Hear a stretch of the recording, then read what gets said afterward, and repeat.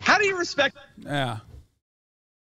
I think over the weekend, but he chose to reveal it yesterday, probably because he wants to get in the news cycle again, probably because he doesn't personally fully understand how much he's fucked.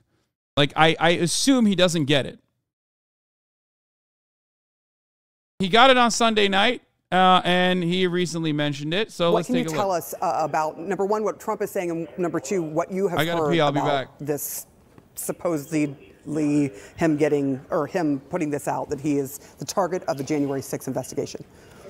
Yeah, guys, so we have been watching to see what's bubbling behind the scenes because it's felt like something has been ripe in this January 6th investigation being conducted by the special counsel's office for some time now. And indeed, we are getting this statement from Donald Trump posting on Truth Social, also sending out a statement saying that the Justice Department, the special counsel Jack Smith, has sent him a letter stating that he is a target of the January 6th grand jury investigation. So that's a federal investigation that has been for months looking into both his actions in the White House, other actions that he may have taken after the 2020 election, as well as actions of others around him, fake electors, all kinds of different schemes that were to support Donald Trump and overturn his loss in the election.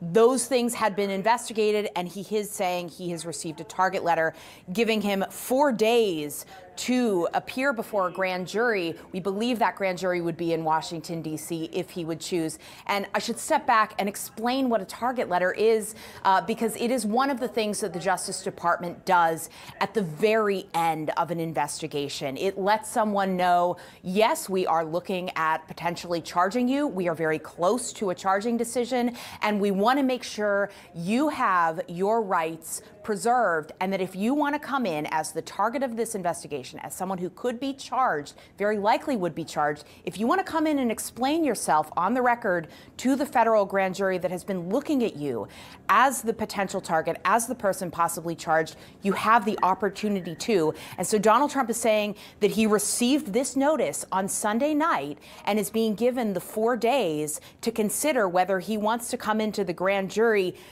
Like I said, one of the last things that typically happens in an investigation like this, a very similar thing played out in the weeks before Donald Trump was indicted in the Southern District of Florida in a separate investigation, in that documents investigation that we're also watching for activity on today. And on that one, I did everything right and they indicted me. You know what I mean? Like, it was kind of fucked up.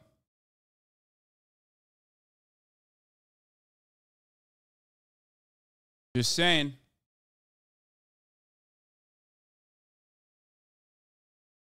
He did everything right, and they indicted him. I did everything right, and they indicted me. January 6th investigation, one where we've watched the grand jury closely. It appears it is coming to an end, and now this very firm signal from the Justice Department, from the special counsel, that Donald Trump may be indicted. I did everything right, and they indicted me. No, I don't have a soundboard. I literally just manually turn it on every single time. I like Google it, and I manually click on it every single time. But it's worth it because it's one of the greatest sound bites of all time. Related to January 6th, his actions after the 2020 election, and giving him a final opportunity to come in and speak to the grand jury if he chooses. Oh, here. He did not choose to do so in the Florida investigation, also conducted by Smith's office, related to the documents held at Mar-a-Lago after the presidency. It does not appear that he's happy with receiving this news. He's quite offended, saying it's horrifying news, and that it happened on Sunday night when he received notice from his attorneys. He was with his family. And so at this point in time, there isn't really an expectation Trump would go in and speak to a grand jury, but we are going to be watching very closely what happens in the federal courthouse in Washington in the coming days. We know that there's a grand jury meeting today that has been investigating Trump and January 6th, and it sounds very likely that they also may be meeting this Thursday and could be looking at a potential indictment of the former president for actions he took at the end of his presidency to hold on to power. Caitlin, thank you so much for bringing us that. Just to recap the big news that we're laying out in this social media post, Donald Trump says Sunday night he received a letter from the special counsel saying that he is a target of the January 6th grand jury investigation.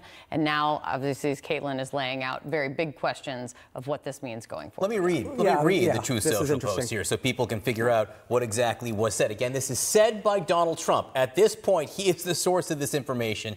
He wrote, deranged Jack Smith, the prosecutor with Joe Biden's DOJ, sent a letter. Again, it was... They're not doing the voice, though. Like at this point, I think news media has to fucking hire like a Trump impersonator so that they're constantly doing his voice every time they read his messages, because you got to do that. You got to do that.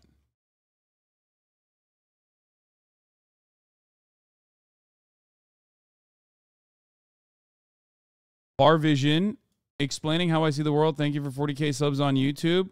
Says Luffy is a terrorist father figure, brother, and his inspiration are all terrorists and freedom fighters. Luffy is a royal terrorist. Yeah. All of the fucking anime explainers agree with me. I don't give a fuck what some random Twitter account says. Every single time they talk about it,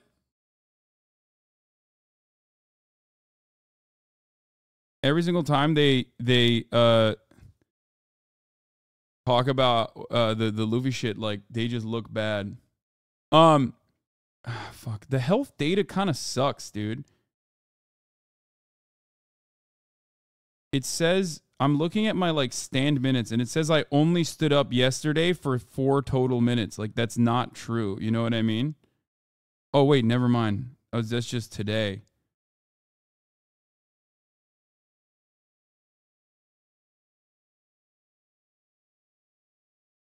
I'm looking at my health shit.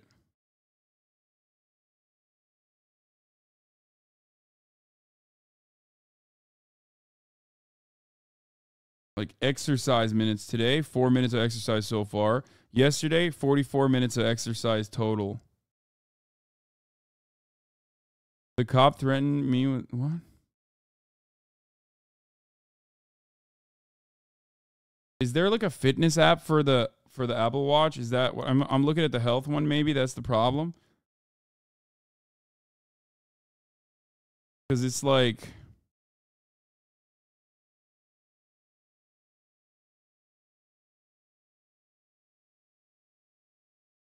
what are you trying to find? I'm trying to find like, I want this to like actively log all of my data, all of my moves, like when I'm moving around. You know what I mean?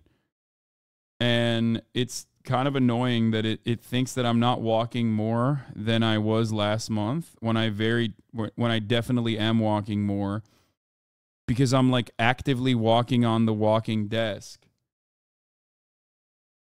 You absolutely murdered that doggy with training today. Oh my gosh, she's so cute, passed out like that. Yeah, I walked around a lot.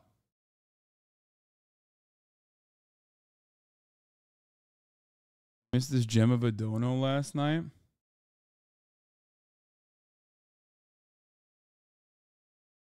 Shows up in health. The fitness app is for tracking your calories, standing hours, and exercise minutes. It's fitness on your phone. Your wrists are on the desk a lot of times. Notice this at work too, because I have a standing desk. I'm pretty sure that it only measures standing time by how much your watch is at your side.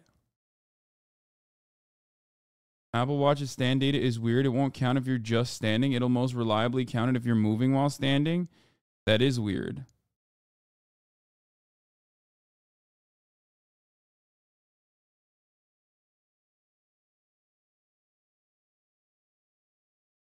You know how big dog puppies can get injured if they walk too much? Yeah, I'm not walking that much, dude. Chill out. Sunday night, stating that I am a target, and targets in all caps, of the January 6th grand jury investigation, and giving me a very short 4 days to report to the grand jury, which almost always means an arrest and an indictment. That, again, was the statement posted by Donald Trump himself, who is right now the source of this information, that he is a target of the January 6th investigation, which is a major development? If so, let's go to Paula Reed. I understand we have Paula Reed, who's in Florida, who can weigh in on this. Paula. It is incredibly significant because Special Counsel Jack Smith is conducting 2 separate investigations into the former president and some of his associates. One of those is into the possible mishandling of classified documents. That's why we're in Florida today. There is a hearing, the first hearing before the Trump-appointed judge who's going to oversee that case. In court today, we expect them to talk about a trial date, which is significant because at the core of Trump's legal strategy is an effort to delay this trial at least until after the 2024 election. Now, he's also under investigation for efforts to overturn the 2020 election, and it was not clear. It was just not clear if he would be charged. But as he indicates in this statement, which we have not verified independently with the special counsel's office, he suggests that he has received a target letter, which he is correct, usually means that an indictment is going to be coming soon. Now, he has the opportunity to go before the grand jury. It is unlikely he will do that. He did not do that after receiving a target letter in the Mar-a-Lago investigation. But it'll be interesting to see what happens over the next few hours here, because his legal team, they're expected in court here in Florida in just a few short hours, likely going to face a lot of questions from reporters who are here to cover his other ongoing criminal trial. All right, Paula Reed in Florida. Stand by. Much more for you in just a moment. All right, let's go to our Ellie Honig, who is here to give us some sense of what all of this means. First of all, Donald Trump making very clear this is his statement. We have not confirmed that this actually has happened yet, but saying he's received this target letter and that it definitely means he's going to be arrested and charged. Is he correct? He's mostly correct, assuming that this is true, assuming that DOJ has actually sent a formal target letter. What that means is that DOJ believes Donald Trump is a, quote, putative, meaning a very likely defendant, and that DOJ has evidence linking him to a crime. You do not have to send a target letter at the Justice Department, but it's common practice. And we know Jack Smith sends target letters because within a week or so of the Mar-a-Lago indictment, Jack Smith did, in fact, send a target letter to Donald Trump. So assuming that has happened again here, this is a very telling moment into this investigation. What's the process now? So the process is Jack Smith has sent this letter. Donald Trump will, again, assuming the truth of this, be given 4 days to appear in the grand jury if he wants. He will not do that. That would be incredibly self-damaging to do that. Jack Smith now can control if and when the grand jury votes on an indictment. Assuming he gets to a point where he believes I've given the grand jury my evidence, Jack Smith can then go into the grand jury with a draft indictment saying, here are the defendants I propose to charge, here are the charges I propose to bring, and then instruct the grand jury as to the law, and then take a vote from the grand jury. And assuming they vote yes, which grand juries almost always do, then we will have an indictment. Now, it could be sealed for a while, meaning there could be a moment in time where we know that there's an indictment, but we don't actually get to see it. So that's what we're looking at. And again, according to this, on a fairly short time frame. In the Mar-a-Lago documents case, he received a target letter. He was indicted. Within days. Within days. In this case, he is saying he received a target letter. That is why there is an expectation that he could be indicted. In the Mar-a-Lago documents case, his lawyers also went in to meet with Justice Department lawyers to basically talk him out of, charging, which is what happens. We don't know if there's been that meeting. Would that happen before or after a target letter typically? So there's no rule on that. You typically would give a person's defense lawyers a last chance to come in and try to talk you out of it. That did happen in the Mar-a-Lago case. We don't know if that's happened here. It's possible that that happened, and we don't know about it publicly. It's possible they did it by a phone call or a Zoom or some location that we weren't able to spot. Okay, this is like the dumbest angle to cover the story on, actually. But hey. All right, getting back to it. Hear how Trump and allies are handling reported target letter. Donald Trump officially the target of another criminal investigation. CNN's Kristen Holmes is closely following how the former president is dealing with it. I'm not going to lie, walking at this pace is a little boring, though. Like, it's at least more fun when I'm, like, really going fast, like a little bit faster. But I guess I could do it for a lot longer. It's growing legal jeopardy. So you're getting word now of an urgent effort, I understand, to figure out if anyone else has received a target letter. That's right, Anderson. As soon as they got this target letter, they started making calls to lawyers, to allies, anyone involved in the January 6th investigation who might have an answer as to who, if anyone else, got a target letter. Now, I am told as of now, they have not identified anyone else who got a target letter, but of course, they are still making the calls. The reason that they are doing this is it's going to give them some sort of insight into what the evidence is against Donald Trump and what exactly a trial or charges might look like against the former president. And part of this is because some members of his team were surprised at the timing of the target letter. Now, they have long anticipated that he was going to be indicted several more times, but they were looking at a timeline for January 6th in terms of target letter and the movement there being in the fall, not being right now. I'd actually been talking to one lawyer who said they thought that things had cooled off in that investigation. So a lot of calls going on right now trying to figure out exactly what this is going to look like, the timing on all of this. And we do expect to hear from former President Donald Trump tonight. He is on the campaign trail, a reminder that he is again running for president. He will be in Iowa doing a town hall. We'll obviously be watching that very closely to see what he says about this. All right, Kristen, appreciate it. Joining me now in New York, Jimmy Gangel, Van Jones, Caitlin Collins, Ellie Honig, former Georgia Lieutenant Governor Jeff Duncan, and former White House Communications Director Alyssa Farr Griffin. Ellie, just on the target letter, would they send them out to anybody who was going to get one at the same time? You should. Yeah. I mean, it's good practice. If you intend to indict a bunch of people together, you should notify them with a target letter all at once. And I think one of the big questions is who else, if anyone else, has received these target letters? And just to be clear, DOJ does not have to send out target letters, but they often do. And we know Jack Smith does because he did before the Mar-a-Lago indictments. And once you get a target letter, you are a very likely. And the purpose of the target letter is to inform the defendant what's about to happen and also give them an opportunity if they want to testify before the grand jury. Exactly. Or if the lawyers want to come in and try to make any other pitch. So it's interesting that as far as we know right now, Donald Trump's the only target letter we know of, and prosecutors have a lot of discretion in how they shape their indictments. Who do you charge in which indictment? Do you roll them out sort of seriatim, one after the other, or all at once? It could be that they just want one big indictment to focus on Trump, to minimize the distractions and the paperwork that will go with it. And then there's other people perhaps who will be referred to as co-conspirators or perhaps will be indicted separately or later. Alyssa Farr Griffin, you're just joining us. What stands out to you today? Well, looking at the politics of this, I mean, it's just stunning that we're now talking about a potential third indictment, second federal, of the former president who still remains the Republican frontrunner. And I just, as somebody who spoke out the day after January 6th and has continued to since, I can't imagine how different the political landscape would look right now if Republicans stayed the course as they after January 6th with what they were saying. Nikki Haley condemning him at the RNC winter meeting, nearly every prominent Republican saying we need to turn the page on Trump. But because so many people flipped that language and did a 180 on him, he's pulling ahead of anyone despite these investigations going. And I don't know that anyone can bank on the idea of him being in prison, keeping him from winning the nomination. Jeff Duncan, you certainly wish that they had stayed the course as well. Yeah, absolutely. I think it would certainly have our party in a totally different position than it is today.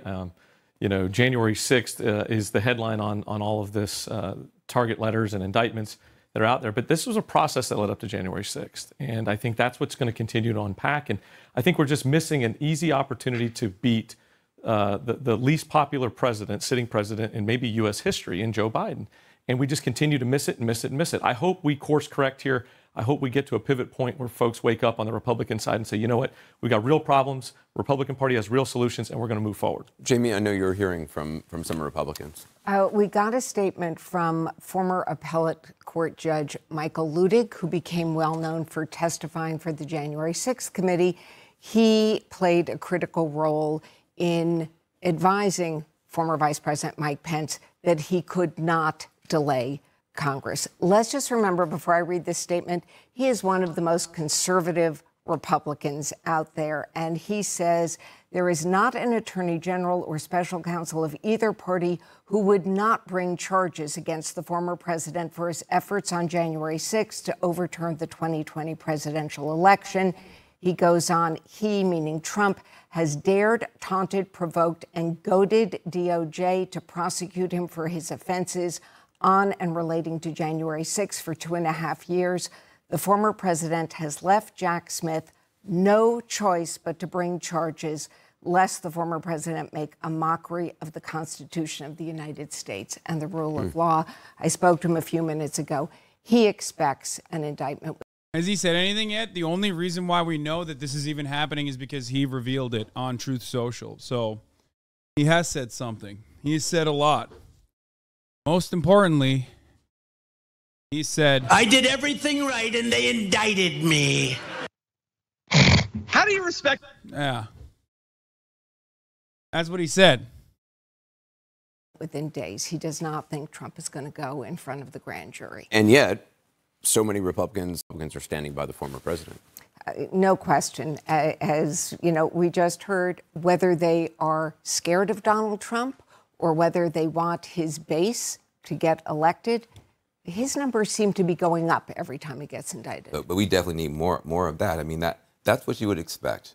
I mean, if you gone to sleep 4 years ago, 5 years ago, and woke up and it turned out that there was somebody who clearly on national television was allowing an insurrection to happen, didn't do anything about it, and this person was now being charged by the Department of Justice, you would say, thank goodness. Mm-hmm. Thank goodness rule of law applies to everyone. Thank goodness somebody has looked into the facts here. Thank goodness. Instead, you hear this appalling silence and then people coming out and trying to excuse the inexcusable. We need more of that. But also look at how appalling silence. And yet, I mean, he's saying that Trump made a mockery of the Constitution with those efforts and what he did that day. Trump still talks about January 6th all the time. That's what he said. When he's at these campaign trail stops, when he's out there, he essentially is reframing it. He calls the people who were there that day breaking into the Capitol patriots. And you have not seen the over the weekend, but he chose to reveal it. I mean, a yesterday. high school student in New Hampshire asked Ron DeSantis about his thoughts on January 6th recently. And his first response was, I wasn't anywhere near Washington that day. And as Chris Christie said, was he alive that day? Did he have a TV? I love the Republican answers. Like, I wasn't there. I promise. I was doing other stuff. It's like as though the first indication is to clear your own name, because technically any single person could have been marching. You know what I mean? I was doing other stuff. Why are you asking that? Fuck you. Libs never change. I mean, this guy is now like one of Elon's main guys making money off Twitter. So they got unbanned, and now they're making hundreds of thousands of dollars a month on Twitter posting. Was he watching? I mean, everyone saw what was happening.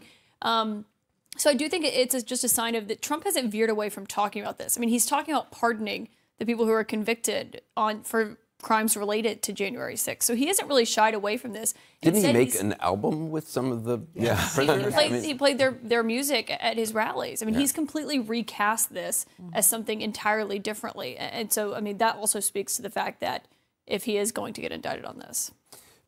So what happens next? I mean, from a legal standpoint, how much time does he have to respond, or does he need to respond at all? When do you think an indictment will come? So according to Donald Trump, he's been given 4 days from Sunday, which takes us to Thursday. Really, at any point after Thursday, we could see an indictment. It's important to understand, it is real quick and easy for a federal prosecutor to finish the process of getting an indictment. In the federal system, you are allowed to summarize. So I think what will happen is a prosecutor will stand in front of the grand jury, say, here's a summary, here's a reminder of all the evidence that you've heard, all the testimony you've heard. You can do that in an hour or so. Then you have to present the actual draft indictment. You have to say, here are the X number of charges, and here are whoever the defendants are, and here are the elements of law that you have to find by probable cause, lower standard, than ultimately they have to prove at trial, which of course is beyond a reasonable doubt. And that's it. Then the grand jury votes, and then the indictment will be in the prosecutor's hands. Now, important to know, it may be sealed for some short amount of time, meaning the indictment may be voted on as an indictment, and then it will be filed, docketed with the court, but we won't be able to see it for some amount of time. In fact, with the Mar-a-Lago case, there was a couple days or a day or so where we couldn't see it. Trump told us. That's how we found out he was indicted, because he told us. Exactly. Republican race for president, Florida Governor Ron DeSantis is visiting the early primary state.